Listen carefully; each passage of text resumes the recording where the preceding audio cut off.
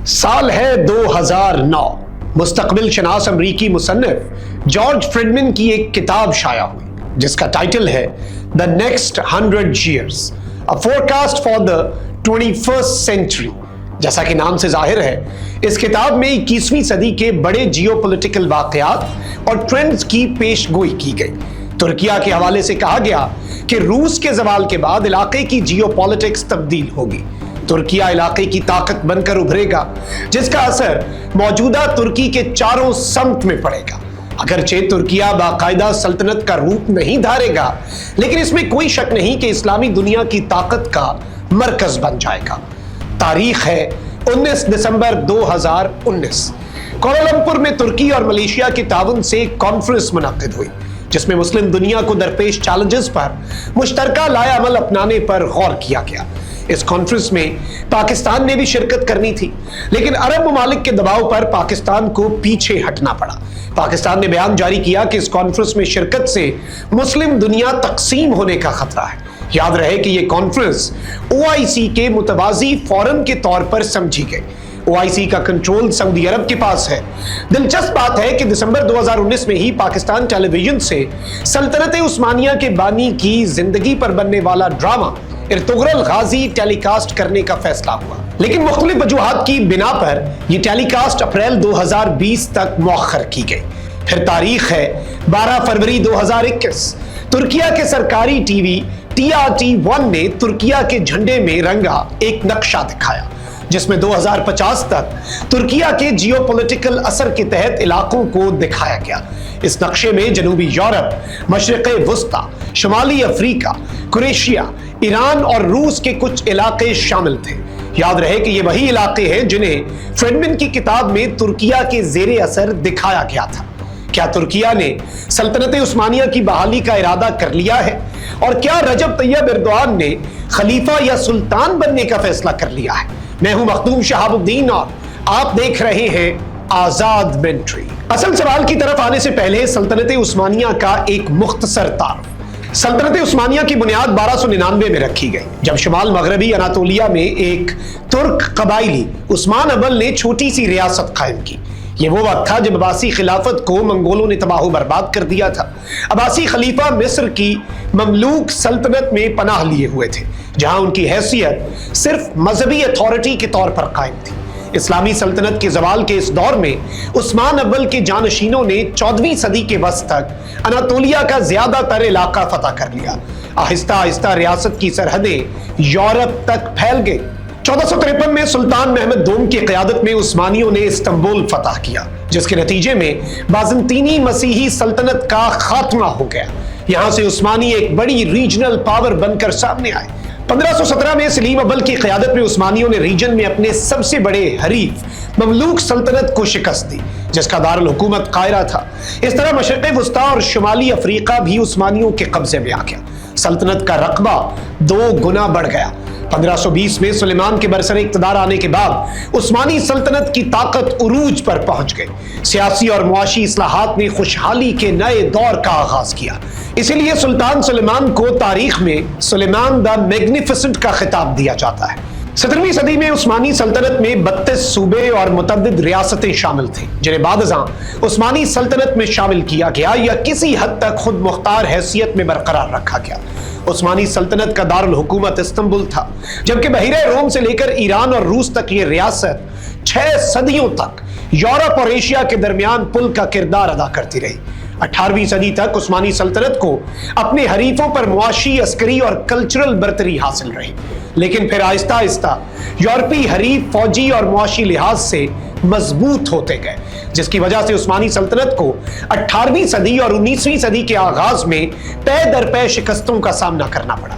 Balkan के इलाके में कई छोटी छोटी रियासतें वजूद में आ गई, जैसे बल्गारिया, मोंटीनीग्रो, यूनान और सर्बिया।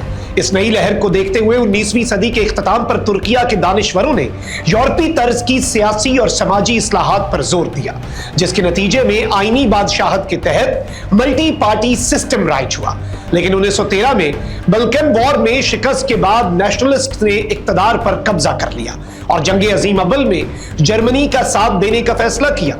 इस दौरान अंदरूनी इंतशार बढ़ने लगा। अरब इलाकों में बगावत शुरू हो गई।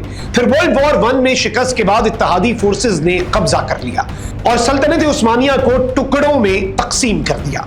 मौजूदा तुर्किया के जनूबी हिस्सों पर भी बरतानिया और फ्रांस ने कब्जा जमा लिया। फिर मुस्तफा कमाल अतातुर्क की क़यादत में जंगे आज़ादी लड़ी गई। इत्तेहादी फोर्सेस ने कब्जे में तुर्किया के इलाके आज़ाद करवा लिए और फिर 1922 में खिलाफत के खात्मे का ऐलान कर दिया गया। इस तरह रिपब्लिक ऑफ टर्की वजूद में आई। सवाल यह है कि तुर्क जमहूरिया के क़याम के 100 साल बाद उस्मानी सल्तनत की बहाली की बात कहां से आई और किस बुनियाद पर की गई। तारीख है 24 जुलाई 2020। इस्तांबुल में वाक़े तारीखी इमारत आया सोफिया को 86 साल बाद दोबारा मस्जिद बनाने की तकरीब मुनक्किद होती है। सदर तैयब एर्दोआन कुरान पाक की तिलावत करते हैं, जिसे पूरी दुनिया में बराह रास्त दिखाया जाता है। इस तकरीब में आने से पहले तैयब एर्दोआन का एक बयान जारी होता है कि आया सोफिया के बाद हमारी अगली मंजिल मस्जिद अक्सा है। आप यकीनन सोच रहे होंगे कि इसका सल्तनत उस्मानिया की बहाली से क्या ताल्लुक है। असल में आया सोफिया एक बाज़ंतीनी चर्च था जिसे 537 ईस्वी में रूमी बादशाह ने तामीर करवाया। 900 साल बाद 1453 में जब उस्मानियों ने इस्तांबुल फतह किया तो इस तारीखी इमारत को पैसों के इवज खरीदा गया और खरीद कर मस्जिद में तब्दील कर दिया गया। फिर 500 साल तक ये मस्जिद रही।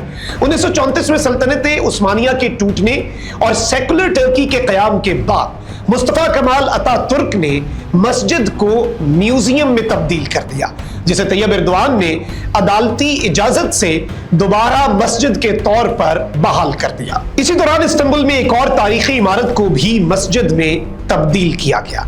जब यह सब कुछ हो रहा था तो अगस्त में साबिक अमरीकी सदर रिचर्ड निक्सन की मलकियत मैगजीन द नेशनल इंटरेस्ट में एक मजमून शाया हुआ जिसका टाइटल था return of the empire, why Erdogan wants to resurrect the Ottoman state. इस मजमून में बताया गया कि तुर्किया की अक्सरियती आबादी में अब तक शानदार माजी की तड़प पाई जाती है। 2002 में एर्दोआन की AKP पार्टी के बरसर इक़्तिदार आने के बाद आया सोफिया को दोबारा मस्जिद बनाने के लिए अवामी दबाव बढ़ गया था। AKP पार्टी की क़यादत अपने वोटर बेस के इस मुतालबे को टालती रही ताकि तुर्किया को यूरोपीय यूनियन की मेंबरशिप मिल जाए, लेकिन बड़ी यूरोपीय अक़वाम ने इसकी मुखालफत की। फ्रांस ने यूरोप को ईसाई तहजीब कहकर मुस्लिम तुर्किया को इसमें मुस्फिट करार दिया। जब यह वाज़ेह हो गया कि यूरोप में शमूलियत मुमकिन नहीं तो सदर तैयब एर्दोआन ने तुर्किया को अपने माजी से जोड़ने का फैसला किया। ऐसा माजी जिसको अतातुर्क ने 1922 में दफन करके सेकुलर रियासत कायम की थी, यानी सल्तनत उस्मानिया के तारीखी और रिवायती विरसे के साथ। आया सोफिया के वाक़े के बाद मगरिब में एक तूफान उठ गया। मगरबी मीडिया ने सदर तैयब एर्दोआन के इरादों पर सवालात उठाना शुरू कर दिए। तारीख है 3 दिसंबर 2020। टाइम मैगजीन में एक मजमून शाया हुआ जिसका टाइटल था Why Recep Tayyip Erdogan's love affair with the Ottoman Empire should worry the world। इस मजमून में तुर्किया के चंद इक़दामात को एक कड़ी बनाते हुए कुछ नताइज अखज़ किए गए। कहा गया कि आया सोफिया को मस्जिद बनाने से पहले तुर्किया ने 2 अहम स्ट्रेटेजिक ऐलानात किए। पहले मशरक़ी बहीरा अहमर में गैस फील्ड की दरियाफ्त का ऐलान किया। फिर इससे कुछ दिन बाद बहीरा अस्वद में गैस के सबसे बड़े ज़ख़ीरे की मौजूदगी की इत्तला दी गई। मज़कूरा दोनों इलाकों को रीजनल पावर्स ने मुतनाज़ा करार दिया। इन ऐलानात के एक हफ्ते बाद सदर तैयब एर्दोआन ने हमास के वफ्द को खुशामदीद कहा और फलस्तीनियों की भरपूर हिमायत का ऐलान किया। यह एक ऐसे वक्त में हुआ जब मुत्तहिदा अरब अमारात और इसराइल के दरमियान मुआहदे का ऐलान हो चुका था। इसके बाद आया सोफिया का वाक़या पेश आया। मजमून में यह नतीजा अखज़ किया गया कि यह सारी चालें इस्लामी तशख़्ख़ुस को दुनिया में ताकत का जरिया बनाने के लिए एर्दोआन के विजन का हिस्सा है, जिसकी बुनियाद पर वो अपनी सरहदों से बाहर तुर्किया की ताकत मनवाकर कुदरती वसाइल हासिल करना चाहते हैं। दिलचस्प बात यह है कि इस मजमून में यहां तक तफसीलात लिखी गई कि तैयब एर्दोआन किस उस्मानी सुल्तान को रोल मॉडल बना रहे हैं और इसकी वजह क्या है। इस हवाले से कहा गया कि सदर एर्दोआन का रोल मॉडल 9वें उस्मानी सुल्तान सलीम अव्वल है, क्योंकि सलीम अव्वल तुर्किया के लिए आलमी सियासी और मुआशी ताकत बनने का टेम्पलेट पेश करते हैं, जिसमें वाशिंगटन से बीजिंग तक असरो रसूख बढ़ाना है। जिस तरह सलीम ने इस्लाम को अपनी सकाफती और सियासी ताकत के तौर पर इस्तेमाल करते हुए मकामी और इलाकाई चैलेंजेस का मुकाबला किया और उस्मानी सल्तनत को रीजनल पावर बनाया, उसी तरह एर्दोआन मकामी सेकुलर एलीट और इर्द गिर्द की शोरिश ज़दा रियासतों के खिलाफ इस्लाम को हथियार बना सकते हैं। मैगजीन में लिखा गया कि सलीम ने जारह सियासत के जरिए इलाकाई जंगें लड़ी, अक़लियती इलाकों को ज़बरदस्ती रियासत में शामिल किया और आलमी मुआशी वसाइल पर अजारादारी कायम की। सलीम की बदौलत उस्मानियों ने बहीरा रोम के मशरक़ी हिस्से का निस्फ हिस्सा अपने कंट्रोल में किया। इसी तरह यूरोप और एशिया के दरमियान और खलीज फारिस और बहीरा अहमर के जरिए दुनिया के अहम तरीन तिजारती रास्तों पर कंट्रोल हासिल किया। यही वजह है कि सल्तनत के खात्मे के बाद तुर्किया को ज्यादातर ताकत विरसे ने मिली। ये तो है मगरबी दुनिया का तज्जिया, लेकिन क्या सदर तैयब एर्दोआन ने इस तरह की कोई बात की है जिससे ये तासुर मिले कि वो अपनी सरहदों से बाहर कोई ख्वाब देख रहे हैं? तारीख है 10 दिसंबर 2020। सदर तैयब एर्दोआन बाकू में आज़रबाईजान की आर्मेनिया पर फतह के जश्न में विक्ट्री परेड के मेहमान खुसूसी हैं। इस मौके पर सदर तैयब एर्दोआन ने एक नज़्म पढ़ी जिससे ईरान इतना नाराज हुआ कि तुर्किया के सफीर को तलब करके एहतजाज रिकॉर्ड किया। इस नज़्म में ऐसा क्या था? ये नज़्म गुलसितान के नाम से मशहूर है, जिसे आज़री तुर्क बख्तियार वहाबजादे ने लिखा है। इस नज़्म में दुख का इजहार किया गया कि दरियाए अरास ने आज़रबाईजानी और ईरानी तुर्कों को तकसीम कर दिया। तमाम तुर्कों को दोबारा से कैसे एक होना चाहिए। सदर एर्दोआन ने नज़्म का जो हिस्सा पढ़ा वो कुछ इस तरह है। उन्होंने दरियाए अरास को अलग कर लिया और उसे पत्थरों और सलाखों से भर दिया है।